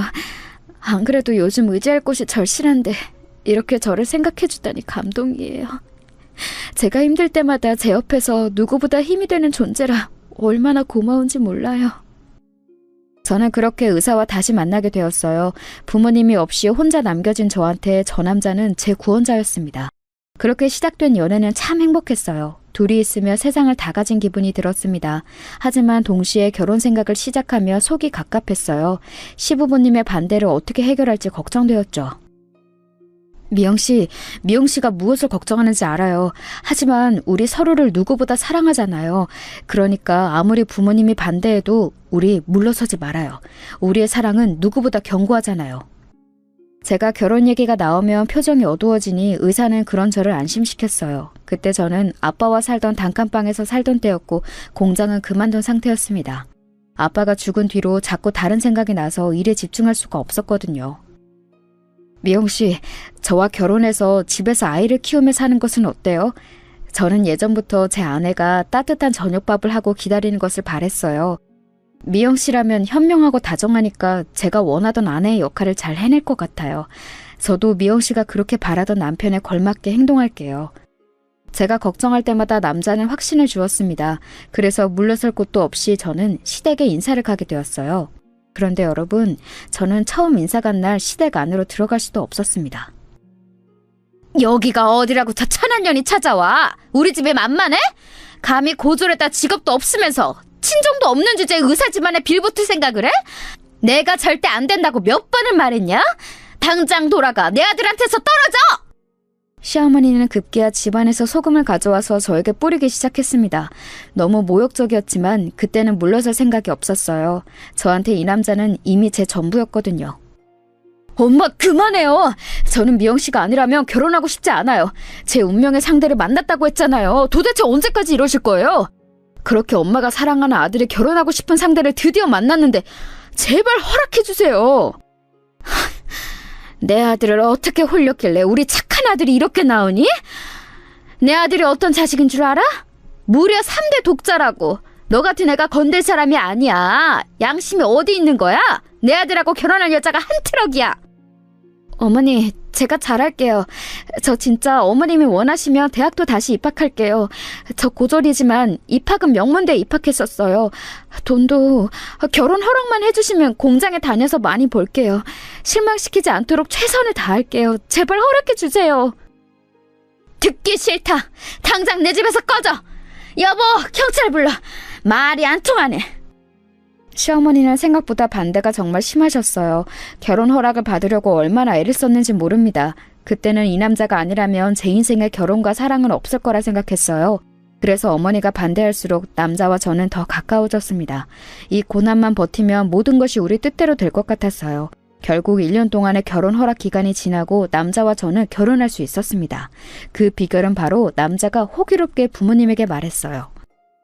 저 미영 씨와 결혼하지 못한다면 집안 병원을 물려받지 않을 거예요. 지금 다니는 병원도 사직서를 내고 어디 시골에 들어가서 혼자 스님이 되어 살도록 하겠습니다. 이렇게 미영 씨와의 결혼이 간절하고 꼭 하고 싶어요. 의사 면허를 가지고 사직서를 실제로 쓰고 시부모님께 보여줬다고 하더라고요. 결국 시아버지가 본인 병원을 남자가 물려받는다는 조건으로 결혼을 허락하셨어요. 그렇게 결혼에 성공한 저는 이제 행복 시작이라고 생각했습니다. 물론 그 생각은 제 오산이었어요. 왜냐하면 오히려 불행이 시작되었거든요. 너는 의사 남편을 두었으면 당연히 새벽 4시에 일어나서 아침밥을 할 생각을 해야지. 지금이 몇 시인데 퍼질려 자고 있니? 나 같으면 내 인생에 의사 남편이 나타났으면 황송해서 잠도 못 잤을 텐데 너는 속도 좋다. 시아버지는 결혼 허락을 하시며 남편과 제가 꼭 시댁에서 같이 살길 원하셨어요. 그래서 살던 단칸방을 정리하고 시댁에서 신혼생활을 시작했는데 너무 힘들었습니다. 시어머니는 결혼 전부터 저를 마음에 들어하지 않으셨잖아요. 결혼식을 올리고 같이 산 뒤로는 더욱 심해졌어요. 특히 남편이 없으면 저를 더 대놓고 싫어하셨습니다. 남편이 있어야 그나마 대놓고 욕하거나 뭐라 하지 않으셨죠. 그래서 저는 집에서 항상 남편이 집에 오길 바라고 말았어요. 얘, 너 지금 뭐 하는 거니? 지금 너는 음식이 입으로 넘어가? 당장 내일이 제삿날인데 재료도 다듬고 손님 받을 준비를 해야지. 친척들이 다 오시는데 이렇게 한가하게 앉아서 밥을 먹을 때야? 아휴, 이래서 근본 있는 집안의 사람을 들여야 하는 건데. 심지어 시댁은 제사가 1년에 무려 14번이나 있었어요. 제삿날마다 온 친척들이 다 시댁으로 방문했습니다. 그 제사의 음식은 오로지 저 혼자 감당해야 했어요. 너무 힘들었는데 여기다 시부모님의 생신 그리고 명절까지 있는 달이면 잠을 자는 것이 아니고 기절하듯 잠들었답니다. 이렇게 힘든 날이 연속으로 지속되자 저는 점점 살이 빠지게 되었어요. 미영아, 우리 이제 슬슬 아기 가질 때도 되었는데 네가 너무 말랐어. 밥을 잘 챙겨 먹어야 해. 원래 산모가 건강해야 아이도 건강하게 자라거든. 알지? 남편과 결혼하고 바로 아기를 갖기를 원했는데 몸이 너무 힘들고 또 스트레스가 워낙 심해서 아기가 생기지 않았습니다. 이런 우리 부부를 보며 시어머니는 또 막말을 하셨어요. 이게 다 너한테 문제가 있어서 그런 거 아니니? 우리 아들한테는 문제가 없을 텐데. 그러게 몸 관리를 잘했어야지. 도대체 결혼하고 바로 아이를 가져서 대를 이을 생각은 안 하고 뭐 하는 거야? 벌써 다음 달이면 너희 결혼한 지 2년이 되는데 아직도 아이 소식이 없는 게 말이 되니? 죄송해요. 그래도 저희 노력하고 있어요. 저번에 남편이 일하는 대학병원에 가서 검진도 받았는데 둘 다 문제는 없다고 하더라고요. 마음을 편하게 가져야 한다고 해서 최대한 스트레스를 받지 않으려고 노력 중이에요. 어머님, 조금만 더 기다려주세요. 노력만 하면 어떡해. 당장 하루하루가 급하니 아이를 잘 갖도록 네가 노력해야지. 원래 임신은 여자 몸에 따라 다른 거야. 아휴, 이런 것도 알기는 하는 거야. 고졸이라 믿을 수가 있어야지. 아휴. 시어머니는 남편이 없으면 저를 앉혀놓고 종일 이런 자른 소리를 계속하셨어요. 그래서 나중에는 남편이 출근할 때가 되면 저는 자연스럽게 표정이 매우 굳고는 했습니다. 남편도 중간에서 얼마나 곤란했는지 몰라요.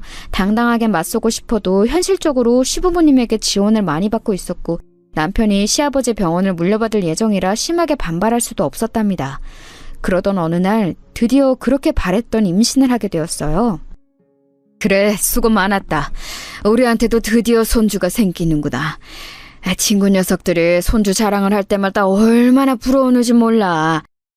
그래, 아가. 혹시 먹고 싶은 거 있으면 언제든지 말하렴. 알겠니? 제가 임신하자 시아버지의 태도가 한층 누그러지셨어요. 원래 되게 무뚝뚝하셔서 말씀도 많지 않으셨거든요. 그런데 임신 이후로는 저한테 너그럽고 다정하게 변하셨습니다.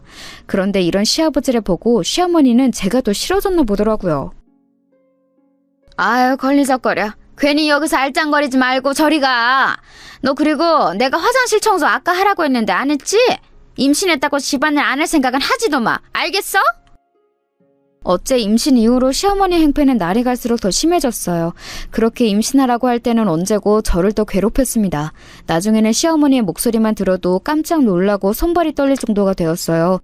그러다 어느 김장을 하던 날이었는데 종일 쭈그려 앉아있으니 허리가 끊어질 것 같더라고요. 임신한 상태라 안 그래도 몸이 좋지 않았는데 잠깐 쉬려고 일어났더니 시어머니가 또 저에게 뭐라 하기 시작했습니다. 오늘 안에 김장 100포기 하라고 했잖아. 너는 어째 애가 그렇게 꾀만 부릴 생각을 하니? 임신한 게 대수야, 어? 시댁을 도대체 뭐로 보고 그러는 거야? 어머니, 그게 아니고 제가 지금 너무 허리가 아파서요. 10분만 쉬고 바로 다시 할게요. 어머니! 내 배! 어떡해! 시어머니는 제가 조금만 쉰다고 하자 저를 뒤로 밀어버렸어요. 몸이 무거운 상태였고 힘들게 일한 뒤라 저는 휘청거리며 넘어지게 되었습니다. 안정을 취해야 하는 시기에 저는 그만 오히려 유산을 하게 되었죠. 엄마, 도대체 미영이한테 왜 그러세요? 엄마가 원하던 임시까지 한 사람한테 이래도 되는 거예요? 미영이가 엄마 마음에 들지 않아도 제 마음에 든다고요. 제발 이제 며느리로 받아주세요. 내가 일부러 그런 것도 아니고 그냥 나는 며느리가 김장하느라 힘드니까 그저 조금 쓰다듬어서 안마해주려고 한 건데 아들, 네가 어떻게 엄마한테 그러니? 엄마는 너무 속상해. 여보, 당신은 나 믿지? 며느리만 믿는 거 아니지? 아가, 너도 참 무섭다. 어떻게 그러니? 아이를 유산하게 된 저는 너무 슬펐어요. 어렸을 때부터 온전한 가정을 이루고 싶은 마음이 매우 컸는데 다른 사람도 아니고 시어머니 때문에 아이를 잃은 거잖아요. 그래서 울분을 토하며 남편에게 있었던 일을 털어놓았습니다. 그러자 시어머니는 오히려 눈물을 보이며 억울해하더라고요. 그 모습을 보고 얼마나 어이가 없었는지 몰라요. 그 뒤로 저는 시어머니만 보면 온몸이 굳어 아무것도 할 수가 없었어요. 스트레스가 심해서 몸무게도 너무 많이 빠지게 되었죠. 그런 저를 보고 남편은 이대로는 안 되겠다고 생각했나 봐요. 미영아, 내가 아버지한테 말했어. 우리 이제 분가하자. 분가하고 우리끼리 살면서 가정을 이루는 게 훨씬 나을 것 같아. 아버지도 네가 유산한 것을 보고 내 의견에 동의하셨어. 우리 엄마가 그동안 너한테 시집살이 했던 거 대신 사과할게. 미안하다. 아이를 잃고 심한 우울증에 시달렸던 저는 그나마 남편이 있어서 버틸 수가 있었어요. 아이에 대한 갈망은 그 누구보다 제가 제일 심했거든요. 엄마 없이 자란 저는 아이에 대한 욕망이 심했는데 유산해서 제정신이 아닌 상태였습니다. 그런 저를 위해 남편이 시아버지에게 말해서 분가를 하게 되었어요. 그런 상태로 시댁 행사에 참여하지 않고 제 회복에 힘을 쓰게 되었습니다. 그리고 임신을 다시 준비했는데 도저히 아이가 생기지 않았어요. 미영아, 검사 결과 나왔어. 우리 자연적으로 임신은 이제 힘들 것 같아. 시험관을 통해서 시도해보자. 쉽지 않은 결정이지만 이왕 가지기로 한 거 끝까지 해보자. 미영이 너와 나 사이에 아이가 생긴다면 정말 행복할 것 같아. 여보, 나 이번에 만약 아이가 생기면 진짜 최선을 다해서 키울 거야. 내가 얼마나 아이에 대한 욕망이 심한지 알지? 시험관? 나는 아무 상관없어. 우리가 아이를 가질 수만 있다면 더한 것도 할 수 있어. 자연적으로 임신은 더 힘들다는 검진 결과가 나왔고 남편과 저는 시험관으로 아이를 가질 준비를 시작했어요. 자연 임신이 힘든 만큼 시험관 임신도 참 힘들었습니다. 하지만 그럴수록 남편과 저는 서로를 의지하며 버텼어요. 그리고 마침내 시험관으로 힘들게 아기를 가지게 되었습니다. 그래, 우리 아들하고 며느리 둘 다 고생 많았다. 이번에는 부디 몸조리를 잘해서 출산까지 아무 일 없이 건강하게 낳도록 하자. 명희, 네가 힘들면 우리 집 행사에 임신기간 동안 오지 않아도 된다. 시아버지는 그런 저를 위해 무려 제사와 명절 때도 원할 때만 오라고 하셨어요. 저를 생각해주신 시아버지 덕분에 저는 아주 편하게 태교할 수 있었습니다. 이 점이 시어머니의 심기를 건들 줄은 전혀 몰랐죠. 그 상태로 저는 아이를 출산했는데 아이의 성별은 딸이었어요. 사실 저는 속으로 내심 딸이 태어나길 원했습니다. 왜냐하면 같은 성별이라 공감대도 더 많아 보였고 말도 잘 통할 것 같았거든요. 그래도 만약 아들이 태어났어도 실망하거나 그러지는 않았을 거예요. 너무 바랬던 아이라 성별이 크게 중요하지 않았거든요. 물론 딸이라면 더 좋았겠지만 아들이어도 싫지는 않았을 거라 확신해요. 남편도 저와 같은 마음이었습니다. 아이야 가질 수 있으면 더 가져도 되는 거니까요. 그런데 시어머니는 전혀 아니었나 봐요. 대를 이어야 하는데 무슨 딸을 낳니? 아유, 아들을 낳아야 네 남편을 이어 의사가 되어 병원을 이어봤지. 딸을 낳으면 그게 무슨 소용이야? 다음에는 노력해서 아들을 가져라. 어머니, 그래도 딸도 소중한 자식이잖아요. 딸도 귀엽고 예쁘니까 너무 미워하지 마세요. 우리 영지 남편 닮아서 눈도 크고 예쁘잖아요? 대를 잇는 건 아들이야. 아우, 꼴도 보기 싫으니 저리 치워라. 임신기간 내내 시댁은 오지도 않더니 그래놓고 낳은 건 딸이야? 참 기가 막혀. 시어머니는 우리 딸들 대놓고 미워하셨어요. 시아버지가 그래도 딸을 예뻐하셔서 시댁에 시간이 나면 자주 갔는데 시어머니는 한 번도 우리 아이를 안아준 적이 없습니다. 애가 울음소리가 큰 거 보니까 크게 될 아이인가 보다. 우리 진영이를 따라 의사가 되면 얼마나 좋을까. 요즘은 여자 의사도 많으니까 기대가 된다. 여보, 무슨 소리를 하는 거야? 당연히 아들이 이어야지. 다음에는 아들을 낳을 수 있을 거야. 그리고 아기 너무 그렇게 안고 있지 마. 버릇 나빠지니까. 여자 목소리가 원래 담을 넘으면 안 되는 건데 쟤는 누구 닮아서 저렇게 울음소리가 큰 거야? 엄마, 그래도 제 자식인데 예뻐해 주세요. 아들이 아니어도 딸도 요즘은 대를 잇고 그래요. 아기도 사람이라 다 감정이 있는데 너무 미워하면 명지도 상처받아요. 상처를 받고 말고 그게 뭐가 중요해. 중요한 건 바로 아들이 아니라는 거지. 아우, 됐다. 나는 할 말 없다. 보기 싫으니 내가 피해야지. 시어머니는 급기야 나중에는 제가 딸을 데려가면 방으로 피신하기도 하셨어요. 제가 만약 혼자 방문할 때는 제 얼굴도 보지 않으셨죠. 저도 사람이라 당연히 상처를 받았습니다. 하지만 시어머니는 그런 제 반응을 신경도 쓰지 않았고 심지어 딸이 크면서 더 미워하는 게 심해졌습니다. 그러다 제가 더는 못 참고 이혼하게 된 계기가 발생했어요. 그날은 명절 전이라 제가 미리 가서 음식을 준비하고 있었습니다. 딸이 그때 8개월이라 많이 어렸어요. 아직 어른들이 먹는 음식을 다 먹이지는 않고 있던 상태였습니다. 그런데 제가 요리하느라 정신없는 사이 시어머니가 어른들이 먹는 김치를 딸한테 먹이더라고요. 매운 게 입에 들어간 딸은 숨을 헐떡거리며 울기 시작했어요. 어머니, 영지한테 뭐 먹이셨어요? 혹시 김치 먹이셨어요? 아직 너무 아기라서 물에 씻은 김치도 먹이면 안 되는데. 어떡해. 아가 괜찮아? 세상에 어떡하지? 아니, 너무 어릴 때부터 그렇게 가려서 먹이면 아이한테도 좋지 않아. 너는 왜 그렇게 애가 유난이니? 나는 우리 진영이 키울 때 그렇게 유난으로 키우지 않았어. 애를 좀 방목하며 키워야 잘 자라지. 우리 아들 봐라. 그러니까 의사 됐잖아. 그건 나중 일이고요. 지금은 우리 딸 겨우 8개월이잖아요. 아무리 제가 싫고 딸이 마음에 들지 않으셔도 이렇게 매운 김치를 먹이시면 어떡해요. 어머니, 진짜 너무하시네요. 뭐? 너 말 다 했어? 지금 시어머니한테 소리를 질러? 너 미쳤어? 어? 지금 뭐 하자는 거야? 딸 낳은 게 자랑이니? 어? 엄마 없이 자란 걸 이렇게 티내는 거야? 네? 지금 뭐라고 말씀하셨어요? 어머니, 말씀이 매우 지나치시네요. 아무리 그래도 그런 말을 저한테 어떻게... 어머니가 저 마음에 들어하지 않는다는 거 저도 아는데요. 그래도 이러시면 안 되는 거죠. 내가 없는 말을 지어냈냐? 네 딸도 너처럼 잘하는 거 아니니? 아유, 꼴도 보기 싫어. 저는 시어머니의 막말에 너무 큰 상처를 받았어요. 충격의 눈물이 하염없이 흘렀는데 시어머니는 그런 제 딸과 저를 꼴도 보기 싫다고 하셨죠. 순간 머릿속에 많은 생각이 스쳐 지나갔습니다. 제가 아무리 정상적인 가정을 꿈꾼다고 해도 이런 시어머니와 남은 인생을 함께할 수는 없었어요. 우리 딸한테도 그건 못할 짓이라고 생각했죠. 남편과의 관계도 문제가 없었고 시아버지는 다정했지만 시어머니를 더는 견딜 수가 없었습니다. 그렇게 저는 이혼을 하게 되었어요. 미영아, 내가 입이 10개라도 할 말이 없어. 나는 너와 이혼하기 싫어. 그런데 내가 하기 싫다고 상처받은 너를 붙잡는 것은 너한테도 못할 짓이라고 생각한다. 그동안 나와 살아줘서 고마워. 우리 서류상으로 이혼해도 인연을 끊지는 말자. 나는 너를 아직 사랑해. 나도 당신은 최고의 남편이자 아빠라고 생각해. 당신 엄마가 싫어서 이혼하는 거지 당신과의 인연의 끈이 끊어진다고는 생각하지 않아. 내가 얼마나 정상적인 가정을 꿈꿨는지 알지? 우리 영지를 위해서도 우리 계속 연락하자. 당연하지. 내가 미영이 너를 사랑하는 것처럼 영지도 무척 사랑해. 우리가 영지를 가지려고 얼마나 노력했는지 기억나지? 영지를 위해서라도 계속 연락하자. 적어도 우리가 딸한테 부끄러운 엄마와 아빠가 되기는 싫어. 제가 시어머니에게 시집살이를 너무 크게 당했던 것을 남편은 이미 알고 있었어요.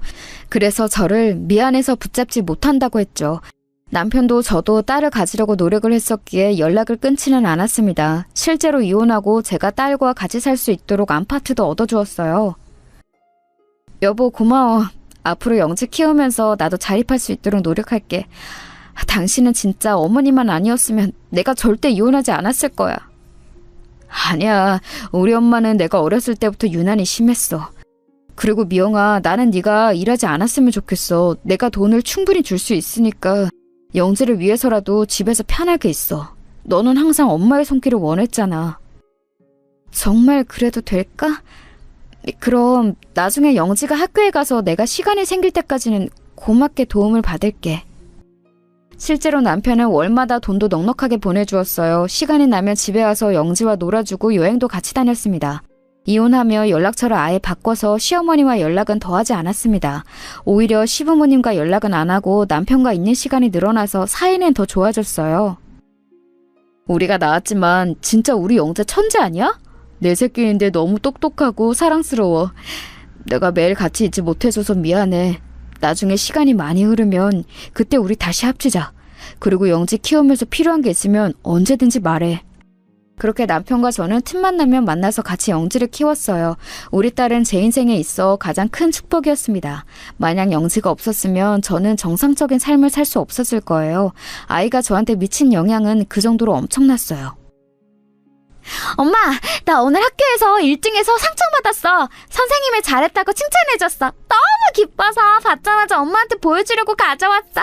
아빠한테도 전화로 알려주자. 뭐? 1등? 세상에, 확실히 우리 딸은 아빠 머리를 닮았네. 아빠가 들으면 너무 좋아하겠다. 너무 수고했어. 영지야, 사랑해. 딸이 자라면서 이혼가정이라고 차별을 받을까 얼마나 걱정했는지 몰라요. 남들이 뭐라 하는지는 전혀 관심 없었고 저는 상관이 없었는데 딸의 상태가 걱정되었죠. 그런데 다행히 남편과 제 사랑을 듬뿍 받고 자란 딸은 본인의 부모가 이혼 상태라는 것을 정확히 알고 있었어요. 이혼 가정이 뭐라고 뒤에서 뭐라 하는 거지? 엄마, 나는 남들이 우리 가족에 대해 뭐라 하든지 아무 신경이 쓰이지 않아. 중요한 것은 엄마랑 아빠가 나를 얼마나 사랑하는지가 중요하지. 안 그래? 아유, 우리 딸 엄마 닮아서 말도 잘하네. 그렇지, 그게 제일 중요한 거야. 그러니까 남자들이 하는 말은 전혀 신경 쓰지 않아도 돼. 영재야, 뭐 필요한 거 없어? 아빠가 다 사줄게. 이혼했어도 일주일에 적어도 3번은 만나던 사이라 남편과 사이는 아주 좋았어요. 남편도 딸을 무척 사랑했고 딸도 이혼한 부모지만 다 이해해 주었죠. 심지어 딸은 아주 똑똑해서 학교에서 성적도 높게 받았습니다. 진짜 저는 우리 영지를 키우는 재미로 살았다고 해도 과언이 아니에요. 애지중지 키운 우리 딸이 고등학교를 졸업하던 날에는 제가 다 눈물이 나오더라고요. 엄마가 왜 울고 그래? 나는 눈물이 안 나와. 그동안 나 키우느라 고생했어. 그러니까 그만 울어. 내가 너를 어떻게 가지고 낳아서 키웠는지 갑자기 실감이 나. 우리 영지가 이제 성인이라고? 그렇게 작던 네가 성인이라니 엄마는 너무 기뻐. 여보, 당신도 믿기지 않지? 우리 딸이 성인이래. 우리가 영지를 가지기까지 얼마나 많은 일이 있었어. 그러니까 말이야, 감회가 새롭다. 그래도 결과적으로 우리가 이렇게 다 건강하고 행복하게 사니까 얼마나 다행이야. 나는 미영이 네가 행복하면 나도 좋아. 딸은 서울에 있는 명문대학에 입학했어요. 워낙 똑똑한 아이라 대학에 가서도 장학금을 타기도 했습니다. 열심히 공부도 하고 연애도 하던 딸은 우수한 성적으로 졸업했어요. 제가 대학을 졸업하지 못했던 것을 기억하시나요? 그래서 딸이 대학을 졸업할 때도 감회가 새로웠답니다. 이렇게 영지는 저한테 딸이자 제 인생의 전부였어요. 대학을 졸업하고 대기업에 입사한 딸은 몇 년 일하더니 글쎄 결혼하겠다며 사위를 데려왔습니다. 안녕하세요, 장모님. 영지한테 얘기 들었습니다. 혼자 영지 키우느라 고생 많으셨어요. 앞으로 제가 영지 손에 물 한 방울 묻히지 않게 하겠습니다. 사위는 아주 듬직한 풍채를 가지고 있었어요. 서글서글한 인상이 아주 좋았습니다. 저런 남자라면 우리 딸을 믿고 보낼 수 있겠다 싶었어요. 그런데 남편도 같이 있었는데 사위가 돌아간 후 남편이 저에게 슬며시 말을 꺼냈습니다. 그런데 뭔가 찜찜해. 말로 설명할 수 없는 그 무언가가 있어. 뭔가 걸리는데 뭘까? 내가 너무 예민하게 반응하는 건가? 여보, 왜 그래? 그래도 우리 영지가 드디어 결혼하는데 괜히 안 좋은 생각하지 마. 대수롭지 않게 넘기고 딸과 사위의 결혼을 진심으로 축하했습니다. 남편이 도움을 많이 줘서 호화스러운 결혼식을 올릴 수 있었어요. 행복해하는 딸의 얼굴을 보고 저는 눈물이 멈추질 않았습니다. 우여곡절이 유독 많았던 인생인데 그래도 하나밖에 없는 딸이 드디어 결혼하니 감개무량했어요. 영재야, 행복하니? 결혼 생활은 어때? 엄마는 네가 물가에 내놓은 아이 같아. 우리 딸 혹시 먹고 싶은 거 있어? 엄마가 너 가졌을 때는 그렇게 귤이 먹고 싶었는데. 나는 결혼하길 잘한 것 같아. 엄마랑 둘이 살 때도 행복했는데 확실히 결혼하니까 이런 게 사랑이구나 느껴져. 먹고 싶은 것은 남편이 사주고 있으니까 그런 걱정하지 마. 엄마, 내가 이따 다시 연락할게. 딸이 결혼해서 집을 나갔어도 저는 늘 그리웠어요. 결혼하며 다른 지역으로 가서 시작했기 때문에 더 걱정되었죠. 그런 딸에게 전화를 걸어 자주 안부를 확인하고는 했답니다. 그런데 이상한 일이 일어났어요. 평소에 딸과 저는 적어도 이틀에 한 번은 문자로라도 안부를 주고받았거든요. 그런데 딸에게 아무런 연락이 오지 않더라고요. 그런 기간이 일주일이 지나자 저는 남편에게 말했어요. 영재한테 연락이 일주일이 넘게 없어. 무슨 일이 생긴 거 아닐까?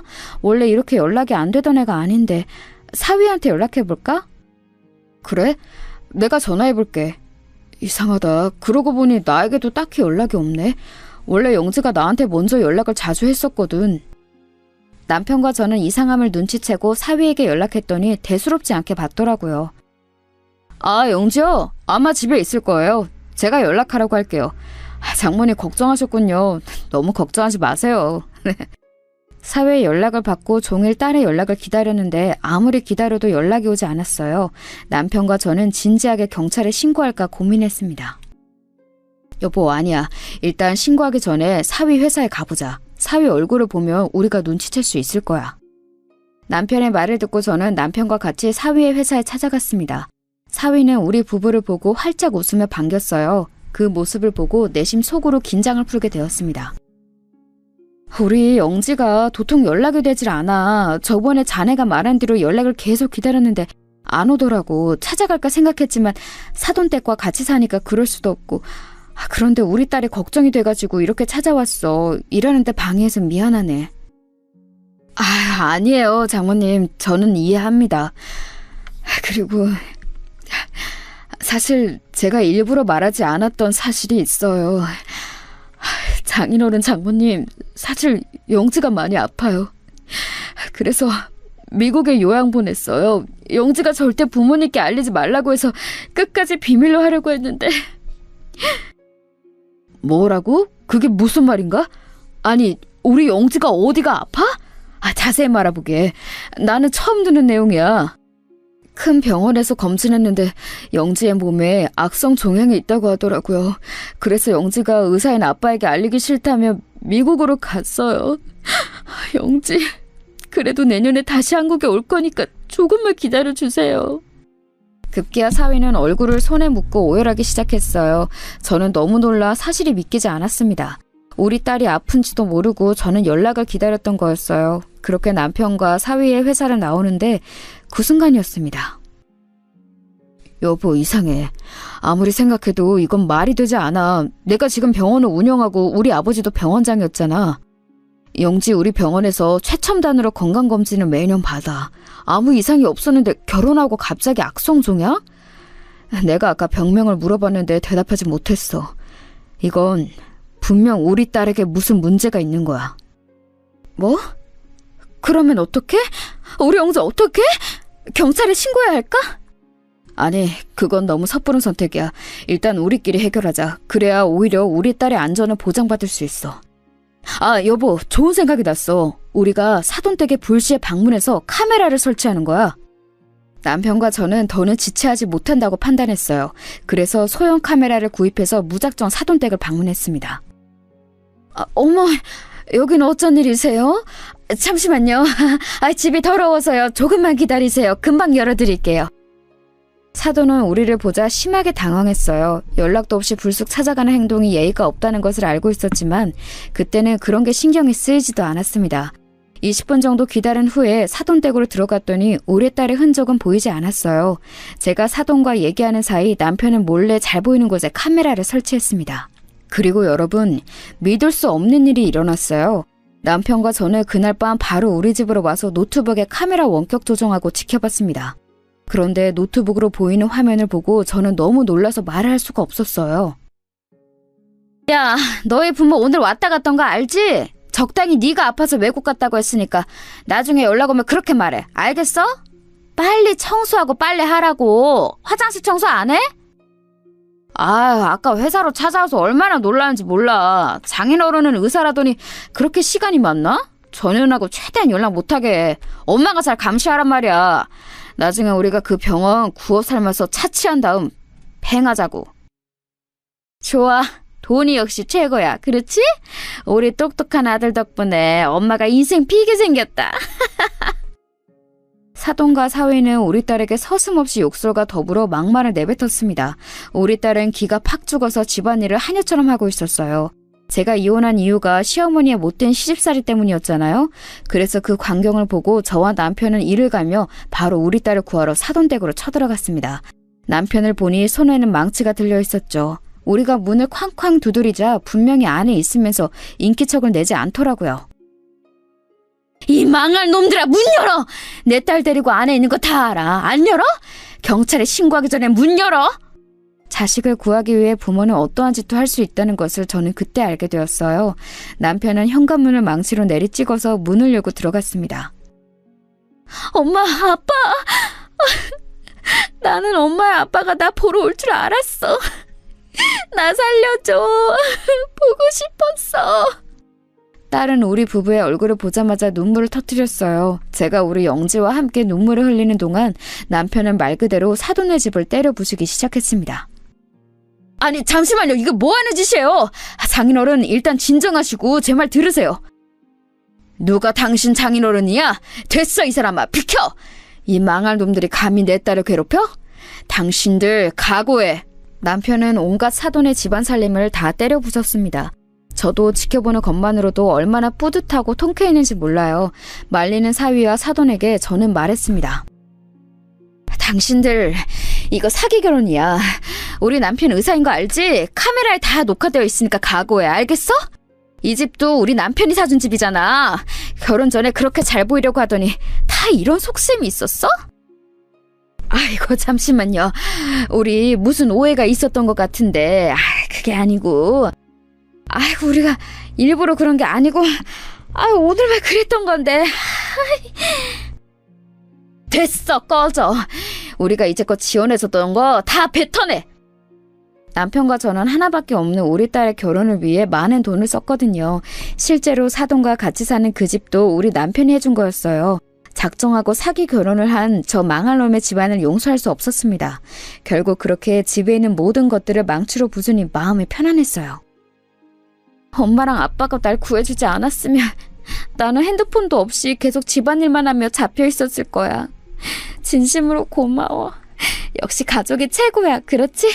망치로 집안을 돌아다니며 때리던 아빠가 마치 슈퍼맨처럼 느껴졌어. 네 아빠가 다른 사람은 몰라도 영지 너한테는 언제나 진심이잖아. 엄마랑 아빠는 너를 위해서 그 무엇이든 할 수 있어. 그 사기꾼들은 잊고 이제 우리 딸의 인생을 살도록 하자. 딸은 다행히 남편과 제 극진한 간호 덕분에 금방 정신적인 충격에서 벗어날 수 있었어요. 그 뒤로 당연히 이혼했고 지금은 저와 함께 행복하게 살고 있답니다. 결혼하지 않고 저와 평생 살 거라는데 미래는 모르는 거겠죠? 여기까지가 제가 준비한 사연인데 재밌게 들으셨나요? 들어주셔서 감사합니다. 저는 딸과 남편과 남은 인생 값지게 살겠습니다.